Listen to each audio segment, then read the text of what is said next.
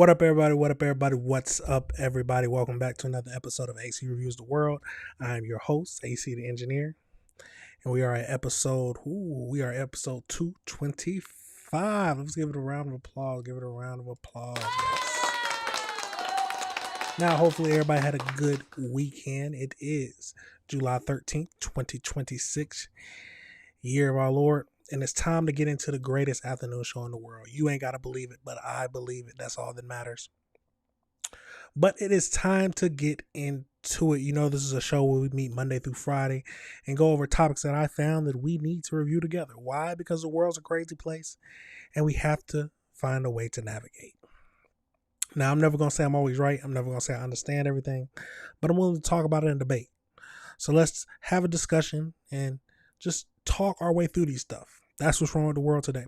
And if you like this type of content, remember, y'all, the best way to show your support is always just to hit that like button, hit that subscribe button, and hit that notification bell.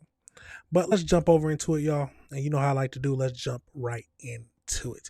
The first topic we got to get over into today is we have some updates in the Nolan Wells case. It looks like his friends, the friends who are everybody's talking about, has made a statement. So let's get over into that.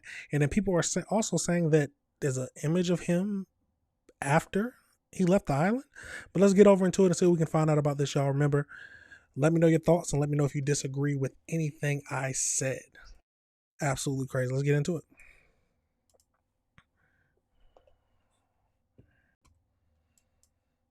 So now to the latest on the mysterious death of Nolan Wells. For the first time since Wells' body was found, we're hearing from a friend of the 18-year-old who was with him on the day that he died. Tristan Shepard, who says that he was with Wells on the 4th of July, but declined to speak on camera because of the threats that he says he's been receiving. We did no wrong here, and we don't understand how we're getting so much hate behind it. We all cared and loved Nolan, and nobody wanted to see Nolan die. Nobody wanted to see his life be taken so short.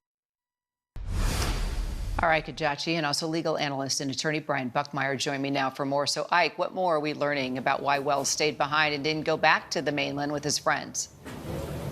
Yeah, Kira, this has really been at the center of everything. This question, why did Nolan Wells stay behind when everyone else decided to actually leave the island? Well, now we're hearing from someone who was there that day. His childhood friend, Tristan Shepard, said that the boat that they came on experienced an electrical issue and they had to go back to shore because of that. And he says Nolan told the group he wanted to stay behind because he met a girl and planned to catch a ride back on another friend's boat. Now, Shepard described this trip as one last hurrah before everyone scattered back to school and work after this holiday. There were about 300 people on that island that day. A lot of them were high school classmates. They knew each other, and they wanted to spend this time as just one big party before everyone dispersed wherever they needed to go. But according to his friend, Tristan Shepard said that this wasn't anything sinister at all. It was an 18-year-old who wanted to have fun, but Kira, as we know, that 18-year-old Nolan Wells never made it back to shore. Well, and Brian. See, it's a lot of things that we don't know about this whole situation. Some people are immediately thinking that it's something crazy happened because it was a black kid with a group of white kids. I don't know if we can say that. There are some things that don't line up about the woman who was with, who's also claiming that he said that he was going with his friend. So there's a lot of things that don't line up in the story that we have to get answers to, or the police need to get answers to. Let's keep going into this. Tristan also addressed the viral video investigators, I've been looking into, saying he's actually the one yelling, not Wells. How crucial is that? Kira, I think it's very crucial in the sense of now we know who's yelling, why they were yelling, and according to Tristan, it had nothing to do with what Nolan Wells was doing. Instead, giving us a description that a stranger was kind of getting in his face and he was yelling at him. This closed down one avenue of investigation, and while that might be heartbreaking that it doesn't give us an answer, eliminating possibilities as to what happened will hopefully steer us in the right direction, finding the right reason as to why everything happened. And then going back to something that Ike said, I hope that with Tristan saying Wells was there talking to a girl, that we can get a description of that girl, what she was wearing, who she might be, and follow up on more questions.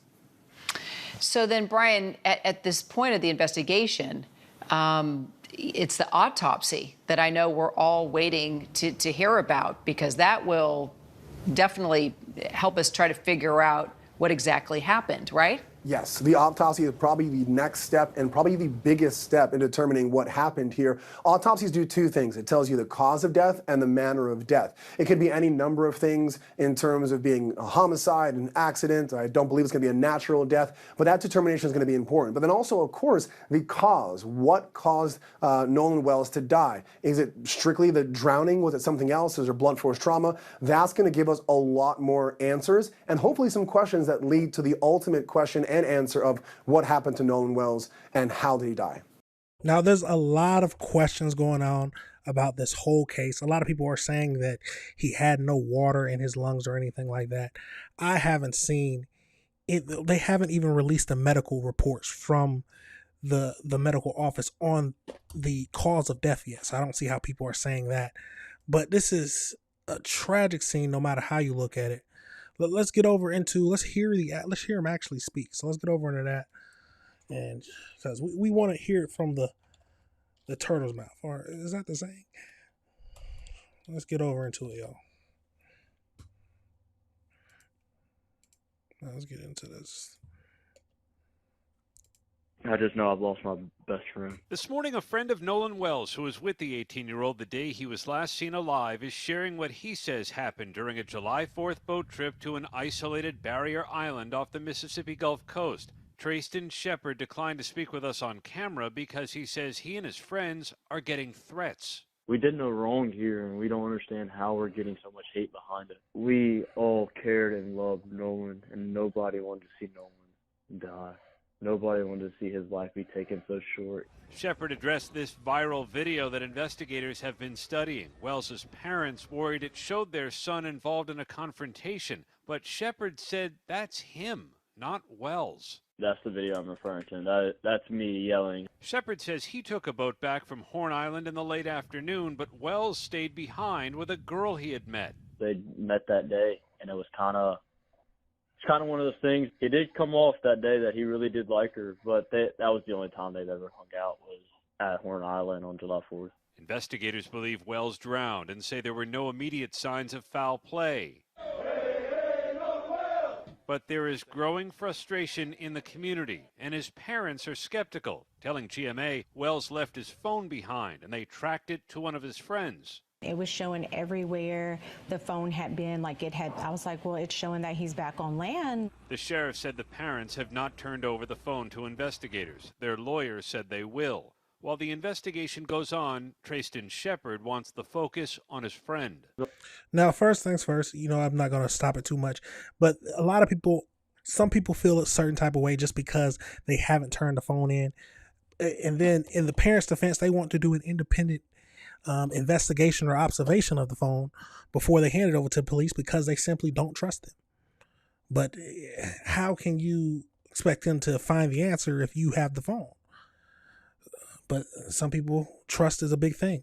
Let's get into it. I want everybody just to relax and let everybody mourn the loss of Nolan, and let us remember him as in the sweet guy. I think everybody needs to let the investigation continue and let the facts be shown. Shepard Yeah, 100%. You have to let the facts be shown. But let's get over into X, formerly known as Twitter, real quick to finish, before we go over into the AI breakdown, just to wrap it all up. Now, a lot of people are saying that this image that I'm about to show is him after he returned. A lot of people, this right here circled. I don't know why they circled the drinking, but they're saying that this is him after he got back from the island, and people are just hiding it. Now, I don't know where people are digging that up from. It might be an old picture, or it might be the actual picture, but people are talking about that. So let's get over into the AI breakdown, y'all, just to wrap it all up. So we know the investigation into 18-year-old Nolan Wells is currently shifting from a missing persons case to an active death investigation. Jackson Sheriff's Office was originally reported no immediate signs of foul play or physical trauma, with authorities leaning towards an accidental drowning. Official autopsy and toxicology results from the state medical examiner remain pending. That's going to be a big thing, mainly just because it's going to tell us about what was in his system, especially toxicology. Was he drowned? Was he intoxicated under the influence of something that can give some inkling into how he drowned, if he did drown? And then, of course, the actual cause of death, if it was drowning. So as we know, an independent autopsy, because they're uncomfortable with the drowning theory, is being performed. His parents emphasized that Wells is a standout athlete and an exceptionally strong swimmer. They, along with the representatives of the United Cajun Navy search team, argue it's highly unlikely he drowned unnoticed on a heavily crowded beach, which makes absolute sense to me. So as we know, the three friends who traveled with Wells claimed that he chose to stay on Horn Island to talk to a young woman, and they assumed that he would catch another boat home. However, Crump noticed a critical discrepancy. The young woman claims that she saw Wells get back on the boat with the boys. I wonder if the police have talked to her. I'm assuming they have, but that's a big discrepancy. Wells' family questions why he would willingly stay behind on a barrier island without his cell phone. His phone and car were recovered by his parents at a separate mainland location. And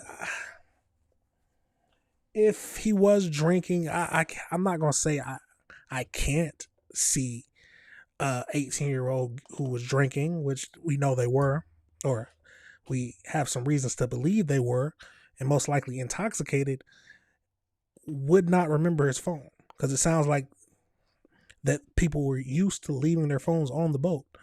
But some people might not believe that. And then his big thing is his mother raised alarms after discovering his Snapchat history for the entire day was completely blank, raising concerns that the digital evidence was intentionally deleted. And then we know that rumors and AI-generated fight clips circulated heavily across TikTok and Twitter. So Shepard stated that the boys did no wrong and expressed devastation over losing their best friend while facing several online backlash and death threats. Demonstrators and community members have organized marches in the Ocean Springs and Moss Point, demanding transparency, unbiased investigation, and federal accountability. Law enforcement and the family legal team are urging anyone who was near the northwest tip of Horn Island around 4:30 p.m. on July 4th to submit photos or video to help them piece together those final hours. Well, we are still under the investigation. But in general, y'all, what do y'all think? Do you think that it was an accident? Do you think that these boys was planning this all along? Do you think it was they were racist people who wanted him dead and was trying to hide their death? So it's a lot of theories going on, but we have to wait for the evidence is the main thing. But the real question is, will everyone accept the evidence that's presented? That is the biggest thing that we have to worry about in these times. But let me know your thoughts and let me know if you disagree with anything I said. It's a crazy case. But this is the type of stuff we got to review together, y'all. We're going to pivot now into our next topic we're going to go over into. And we got to go to Georgia. Georgia, and it's not a crime case, but it might be a crime. But it seems like Georgia Power is basically giving homeowners an ultimatum to sell their house or face a seizure. And this is all for an AI data center. So you know how people are upset about that. So let's get over into this and see what this whole situation is about. How can an AI data center take your home? Do you truly ever own anything in the United States? That's how it feels like sometimes. But let's get over into it and see what we can find out, y'all.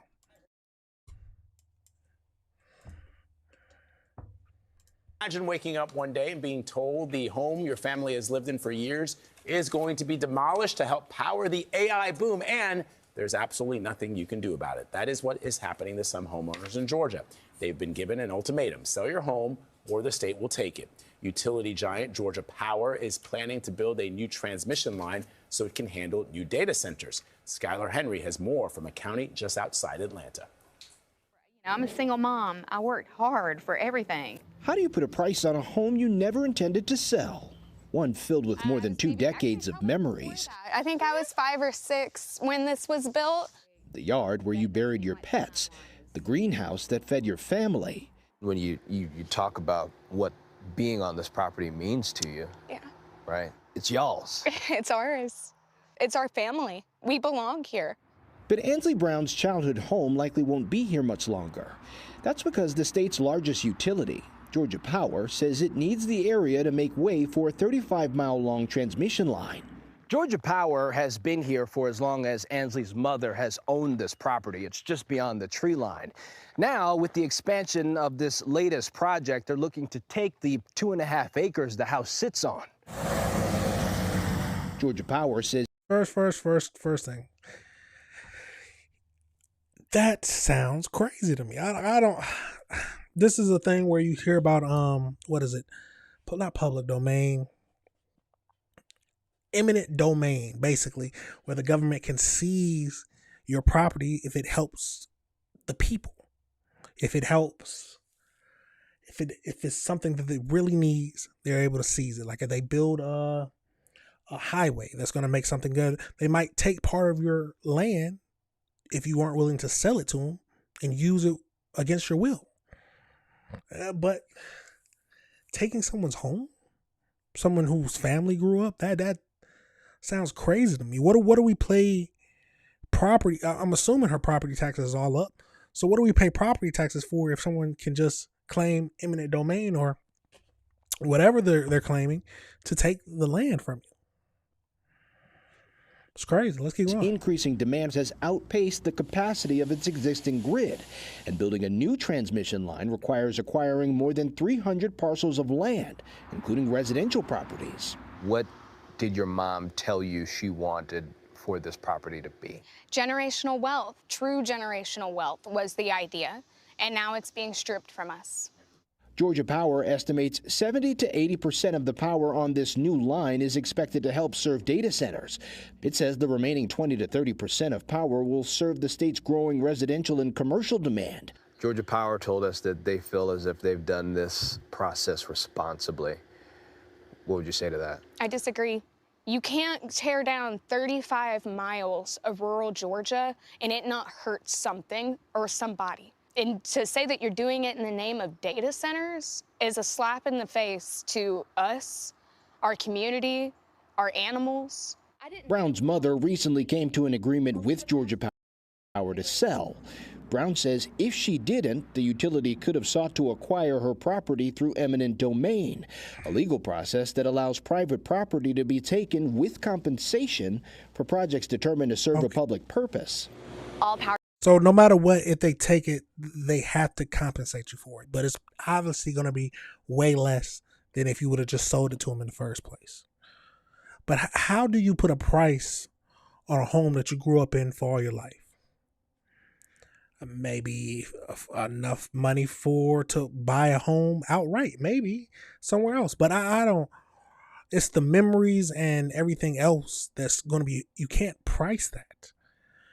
My kids grew up there. My mother raised us there. Father built the tree house in the back. But they say that the people need it. The people need it. But is that not just trampling on what other people was their true dream, was to have a place for all their own? But since the people need it, you have to give it up. Our generation starts somewhere. Holly Lovett is a Georgia Power spokesperson. Eminent domain is always, a last resort for us, and it's something we never want to do. To us, it's theft. It's literally a billion-dollar company stealing land from smaller people who can't fight back. We don't have the money to fight Georgia Power. So that's why a few months ago, Ansley took her story to TikTok. My childhood home is being taken by Georgia Power. She began sharing stories of others in. It's definitely being taken, but I don't know if you can call it stealing if they're willing to pay you for it. And I'm assuming it has to be the market rate. But no matter what it is, I don't know if you can consider that right. Similar situations. What is it taking from her? Look behind me. It's taking this entire backyard. What do you say to someone who will push back on any sort of offer that's out there and say, well, a price tag can't replace memories? Oh gosh, it almost makes me emotional because I have those memories in my house, and I get how deeply personal people's homes are. I would just say that we see you and we hear you, and we want this process to be respectful and transparent, and that is going to ultimately benefit you. Basically, she just said it's going to happen. Now we're trying to make it as easy as it can be, but it's going to happen. That's basically what she just said. I don't know if you got to cut through the smoke and mirrors a little bit. That's what I heard. Brown doesn't buy that, and while she knows it's too late to save her home, she says she doesn't want to see this happen to anyone else. My mom wants an apology. She wants an apology from Georgia Power. That's it. And it's because of how she feels as if she's been treated. Yeah. I mean, for an entire year, they have bullied her. And there is no sorry. So that's what we want. We want an apology from Georgia Power. When asked if the utility company is willing to apologize, Georgia Power told us they have worked hard to be transparent, negotiate in good faith, and make this process as easy as possible. As for the data centers and who is behind them, Georgia Power told us it doesn't publish lists of customers to protect safety and security. Guys, this is obviously a big story. You know, it's one of those things. Now, this is absolutely crazy. Now, how much money would it cost? A new home that I haven't lived in a long time? You come with me with a higher number than what's on the market value? I might agree. A family home that was supposed to be passed down to my kids, that I've made tons of memories in, growing up in. I don't even know it. 2 to 3 times isn't enough. I need more than that. But would you get that amount? Probably not. I mean, some people might say 3 times is enough, but can 3 times the money replace the memories? That's we've talked about for months now. These data centers, communities, obviously not in my backyard. But I think the real crux of this argument here is, what do you say to people who've owned these properties for 20, 30 years? And it's like, you got to go. And you feel the emotion. It's interesting to me that Georgia Power says we've tried to make this process as easy as possible. Their definition of easy as possible is very different from what these families are experiencing. It's still hard to believe there's nothing they can do, nothing. And the reality is that you're looking at this is going to happen more and more, because you're going to need over the next 20 years, 10 to 20 years, 10 to 15% more power than is being generated right now in the United States. That's probably 100 nuclear reactors if you have to generate 110 gigawatts. How do you put a price tag on this? Truly. I wonder, some people say if the earlier you sell, the more money you'll get. Absolutely crazy. What are your thoughts? Let's get over into the AI breakdown just to think about this a little bit more and just figure out more about this whole situation. So as we know, Georgia Power is giving some homeowners an ultimatum to sell their home or face a state seizure to build a massive 35-mile high-voltage transmission corridor driven by the booming demand for AI data centers. So we know that the Georgia Power is using eminent domain and easement acquisitions to clear a path through the different counties to power at least 4 upcoming AI-driven data centers. Georgia Power estimates that 70 to 80% of the electrical carried by the new infrastructure will strictly serve the data centers, while the remaining 20 to 30% will go towards the standard residential and commercial growth. You take some people's homes, or seize some people's homes. They're going to get paid for them, what it sounds like, but only 20% actually goes to the people. Well, some people might say that the AI data center serves people too, but so the homeowners are being told to accept the buyout or face the condemnation, or face the seizure. Under eminent domain laws, the state can legally seize private properties for projects deemed to serve the public purpose, provided that the owners are compensated. So they have to be compensated. Local residents have actively campaigned on social media against the demolition, calling it the aggressive acquisition theft and noting that off-market appraisals have lowballed their property values. Okay, that's a big thing if they're lowballing the property values. Yeah, no one's going to accept that. If you give me something that's not what the property value is, or what a reasonable person would say that the property value is. So the Georgia Power claims that they're using eminent domain remains the last resort that accounts for less than 1% of the annual land transactions. Representatives from the company state that the infrastructure is required because the rapid industrial and technological growth has entirely outpaced the capacity of the state's existing power grid. They argue that the selected route was chosen because it presented the least community and environmental disruptions. If you are a property owner in Georgia and want to know more about how to navigate it, you got different sites. But this is a crazy situation. See, the biggest thing that stuck out to me is that they're saying local residents have said that it's theft, and they're noting that the off-market appraisals have been lowballing their property values. Now, if they would have said that they're giving them what the market value is, okay. But lowballing is crazy. But it's a crazy situation, y'all. Let me know your thoughts and let me know how y'all feel about it. Do you think this is right? Do you think that they have to make room for progress? How do you feeling about this whole situation? It's a crazy world we live in, but this is why we got to review this type of stuff together, y'all. It's a craziness. Let's pivot over into our third topic we're going to be discussing today. And we got to go to Boston, where we had a historic strike and a 4-day lockout that involved 4,000 women's nurses. I'm sorry if I said women. So let me say that again for people who might clip it up. So we got the historical strike in Boston that led to a 4-day lockout of 4,000 nurses. So let's get over into that and see what this whole thing is about. We're getting into a few videos about it, and then of course we'll go over into the AI breakdown just to wrap up anything else. So I want to start with 4 days ago when let's see, hold on.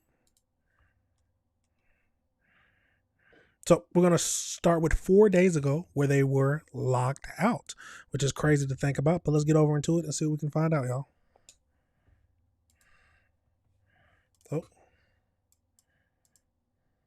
Developing tonight, Brigham and Women's nurses are now locked out of the hospital. Their one-day strike ended at 7 o'clock this morning, but the hospital is obligated to provide their replacement nurses with 5 days of work. Union nurses say that means they won't be back on the job until next week. WBZ's Aaron Parsegian is live outside the hospital. And no question, Aaron, the strike may have ended, but the tensions were pretty high out there today. Yeah, Lisa and David, as you said, this was supposed to be a one-day strike, but the picketing continues, and the scene's going to be like this outside Brigham and Women's Hospital 24/7 through Sunday unless an agreement can be reached. Thousands of Brigham and Women's Hospital nurses continuing the largest nurse strike in Massachusetts history Thursday. I did have my scrubs on earlier with the intention of going in and working, and unfortunately, they said, you're locked out. Rebecca Spitz, one of the nurses, turned away at the door Thursday morning. The hospital stated on Monday what their position is, so we're locked out. Mass General Brigham says the 4-day lockout is due to contracts with the 1,300 replacement nurses brought in and trained to backfill shifts, who, according to the hospital, arrived without issue and are fully integrated into care teams in ICU and NICU. But with Okay, hold on. Before we go too far into this, so you go on a strike. They bring in people like they normally do to work while you're on strike. Inside of their contract, they said they need to give 4-day notice before they get sent home so they can at least prepare, and I'm assuming like that. The strike ended in 1 day. They can't go back on their contract. I mean, it makes logical sense to me. I understand how nurses who think that they can just come back and they automatically leave, but they signed a contract with the people to come work. I'm assuming if they break the contract, that just falls in more money that they got to pay in the first place to to talk about the breach contract. But let's keep going. Thousands of nurses continuing to rally outside for better pay. Families of patients inside growing increasingly worried about the level of care. This is no longer just a labor dispute. It's a public safety and public health emergency. Peter Psychoskis says his dad underwent a double lung transplant and is having a setback without his usual nurses present. When I'm literally saying bye to my dad just in case. I couldn't even get a doctor to make sure that he's not suffering. Like, this is what this is causing. As negotiations have seemingly stalled, local and state politicians even banned frontmen showing up to support the picket line. Pay these people what they deserve, and I'm always here to support working people. A similar message shared by Warren Carter. I understand the arguments on both sides, but I believe that nurses are one of those classes of citizens and workers who are perpetually underpaid, underprovided for. Carter literally left his hospital bed to wave a sign. I've been in the hospital for 2 weeks, and as difficult as that stay can be, the nurses in this hospital have made it bearable and almost enjoyable. And there have been multiple attempts made to bring both sides back to the table, even at the State House last night. But so far, those negotiations remain stalled. The hospital says they are still fully operational and open for any patients. Live in Boston, Aaron. But the lockout did end, so let's get over into that. Nurses at Boston's Brigham and Women's Hospital are back on the job. They had been locked out by the hospital after holding a one-day strike last week. Amanash Kangwari was at the hospital this morning when the nurses walked back in. It was a bittersweet day for the Brigham nurses. On one hand, they were able to return to work, to get back to the patients they say they have not been able to be with for the past 5 days. But on the other hand, there is still not a new deal. No deal set. There's no date. We're still waiting for MGB to call us and get back to the table. Yeah, without a real resolution, it's difficult. Because there is no deal, there's the whole what if we have to do it again. But for now, these nurses say they're back where they belong, at work.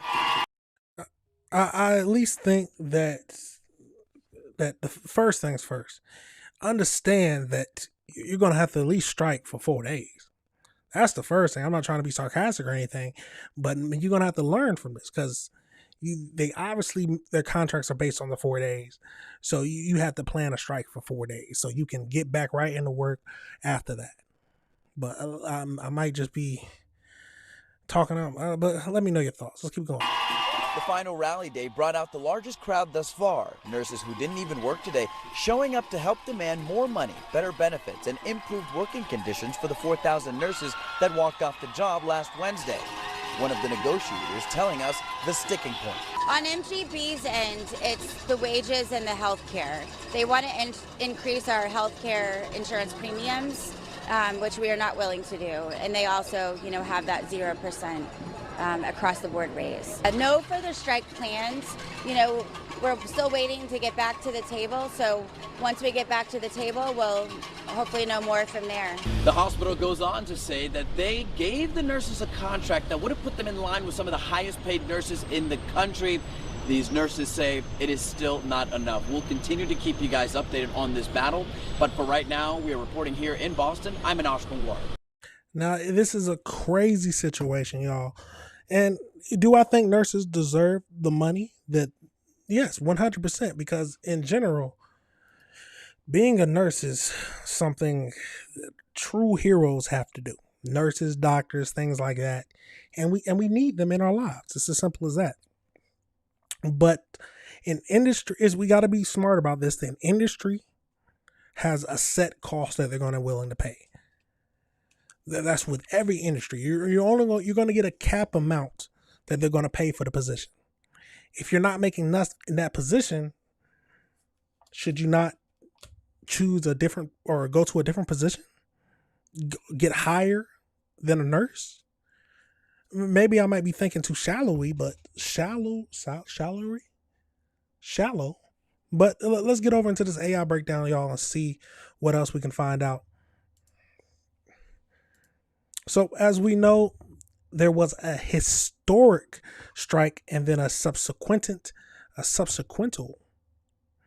4-day lockout involving approximately 4,000 nurses. It ended at approximately 6:59 a.m. on Monday, July 13th. The nurses completed a solidarity walk-in to resume their normal shift. However, they did not do so with a new contract agreement in place, meaning labor tension remains unresolved. So let's go over the time step of all this. So on July 8th, nearly 4,000 nurses staged a planned historic 24-hour strike, making it the largest healthcare strike in Massachusetts history. So when nurses attempted to return to work, hospital management enacted a 4-day lockout. The lockout expired and full-time nurses were scheduled successfully entered the facility. So hospital management at the Mass General Brigham at Mass General locked out the staff to honor a mandatory 5-day contract minimum with the 13,000 temporary replacement nurses hired to keep the facility operational during the initial strike. While MGB officially maintained that patients' care remained excellent, the Massachusetts Nurses Association criticized the decision as an unnecessary corporate tactic, and they alleged that the replacement staffing created stressful conditions. I mean,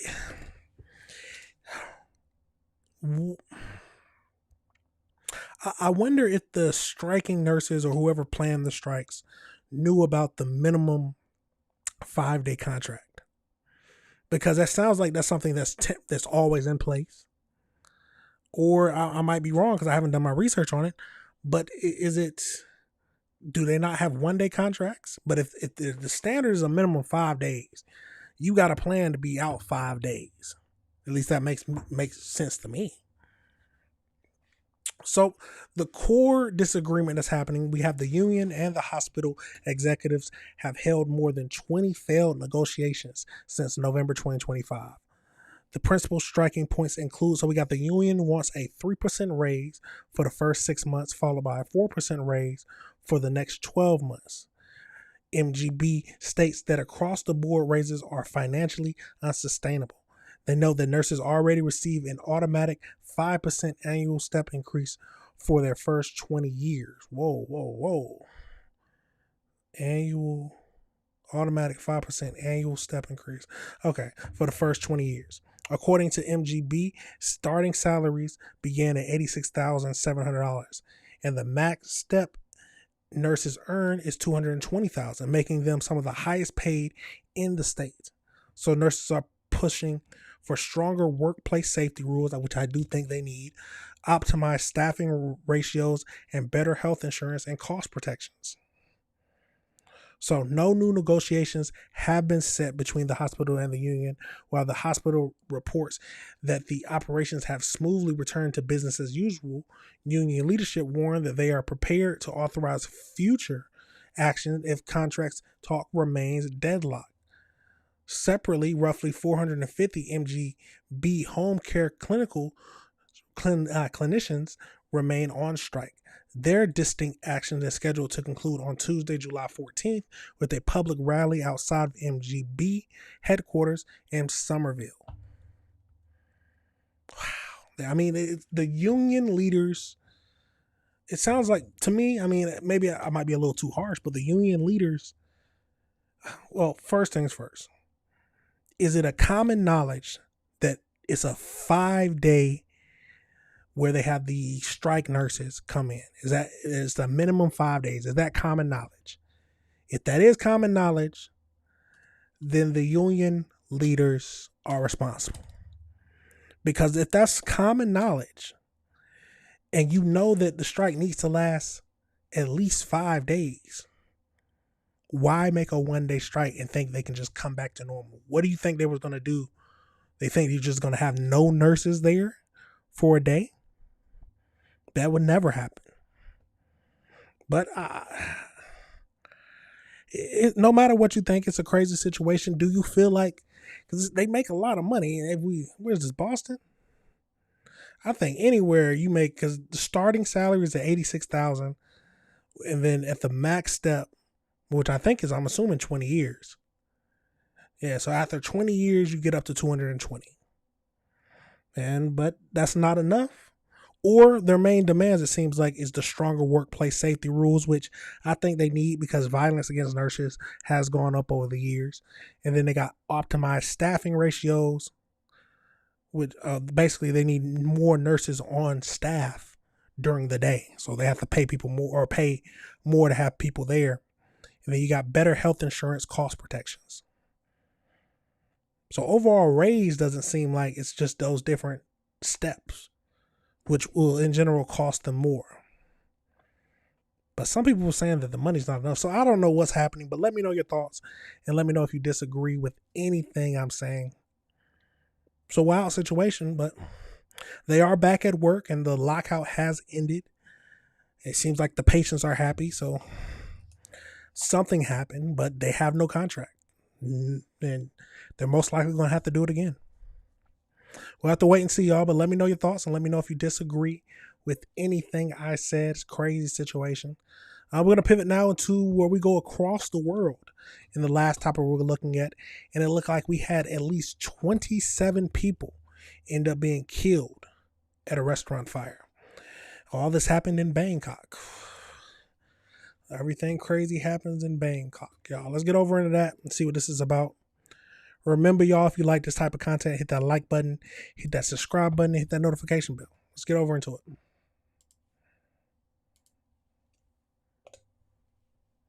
And at least 27 people are dead and dozens are injured after a massive fire in Bangkok. Survivors say the popular pub filled with smoke in just a few minutes, trapping people in the back with no fire exits. ABC News' Tom Sufi-Burridge has the latest on the investigation. Tom? Hey, Diane. Yeah, there is deep shock in Thailand this morning. The video of that deadly blaze showing how quickly those flames were spreading inside that bar.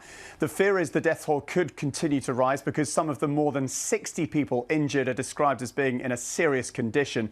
Thailand's interior minister quoting musicians who escaped the fire, who said it started on stage and soon after there was a power cut and then an explosion, they said. Thai officials saying most of those killed died from smoke inhalation. Thailand's Prime Minister visiting the scene today, confirming an investigation is underway. And that horrific scene in Thailand is reminiscent of a deadly blaze at a bar on New Year's Eve in Switzerland when 41 people were killed, and a fire at the Station nightclub in Rhode Island in 2003 when 100 people died. Yes. Thai officials say investigators will examine whether exits in that bar in the capital Bangkok were blocked, as well as whether flammable materials were present on the ceiling and if gas canisters inside the bar could have also contributed to the fire. I don't know what y'all, if y'all was looking at the same video I was, but that definitely looked like something flammable caught fire in the ceiling. Y'all saw how fast the flames spewed out from the top of the door? It looked like a flamethrower was going off. Let's back that up just a tad bit before we go over to this next video. Fire exits. ABC News' Tom Sufi-Burridge has the latest on the investigation. Tom? Hey, Diane. That looks like a flamethrower.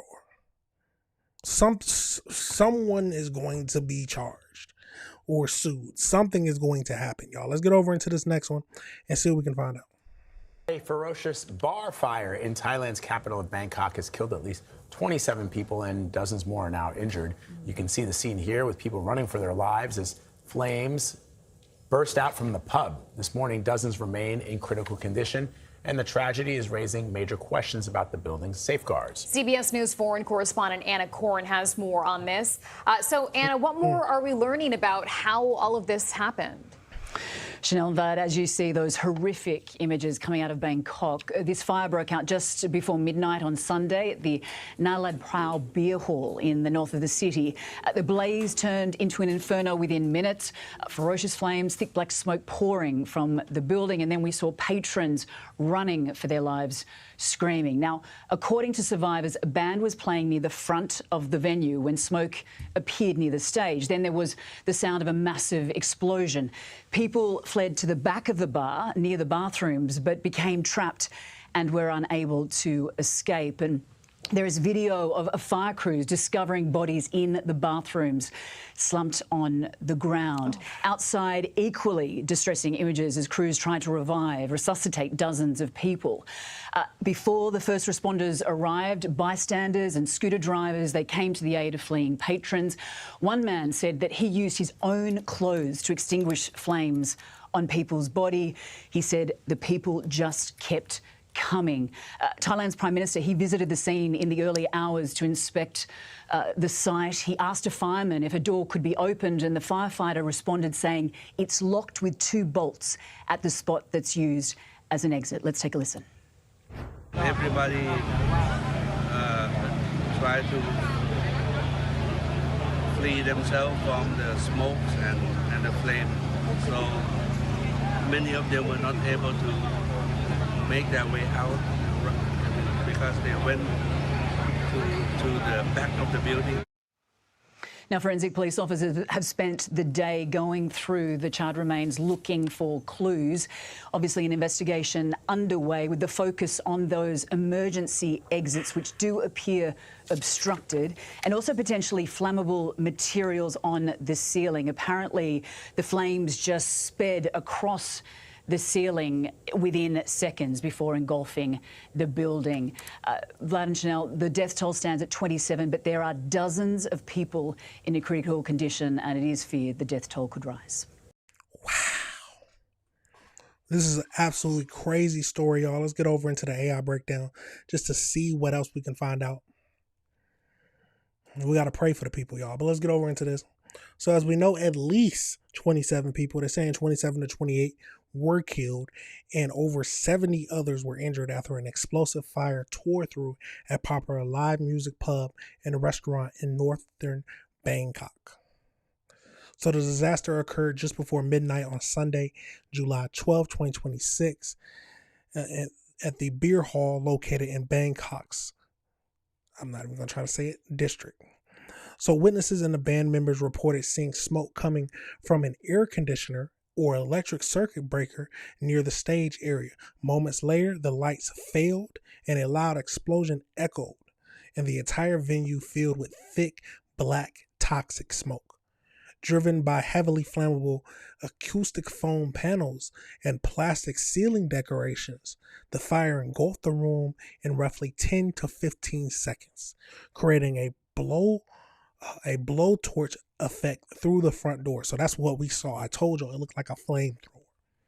So because the fire originated near the main stage and the front entrance, panicked patrons fled towards the rear of the building. Firefighters eventually located the majority of the victim's body trapped inside the venue's windowless bathroom, where they had unsuccessfully sought refuge from the smoke. So the National Police Chief has confirmed that the negligence is primarily focused on the primary focus of the investigation. Several catastrophic safety failures have been identified by the investigators. So we got the physical inspections revealed that several violations.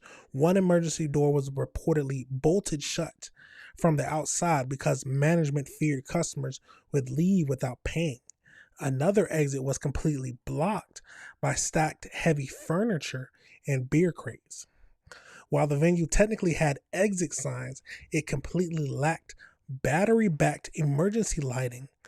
Once the power failed, the packed room plunged into total darkness, leaving patrons unable to locate the escape routes.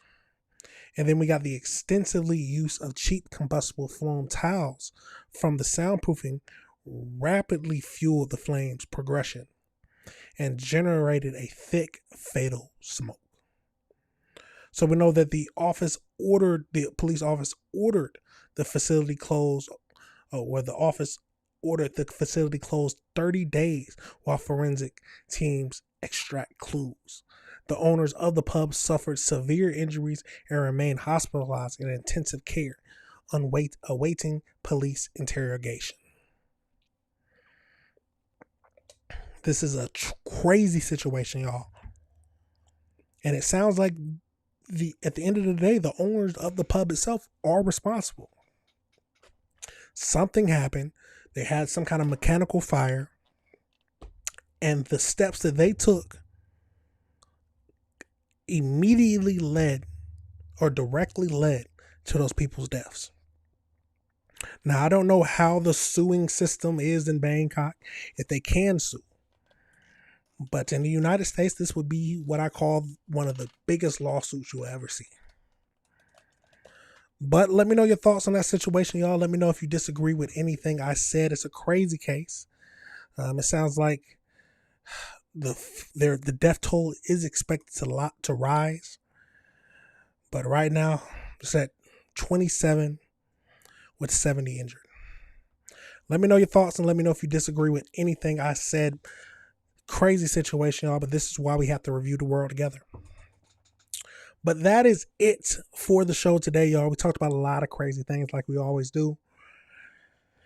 If you ever disagree with anything I say, please leave a comment. I'm never going to say I'm always right. I'm never going to say I understand everything, but I'm willing to talk about it. That's what's wrong with the world today. And if you like this type of content, y'all, remember to hit that like button, hit that subscribe button, and hit that notification bell, because I drop things every single day, or I try to. So remember, y'all, let's review this world together, and I'll see y'all tomorrow for more things that we just need to talk about. But that's it for now, y'all. You already know I got to play that outro. Peace.